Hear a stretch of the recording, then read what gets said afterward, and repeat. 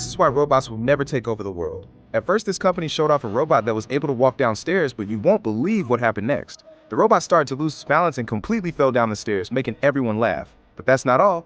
In another competition, this robot was boxing a punching bag when it completely fell to the floor and got knocked out.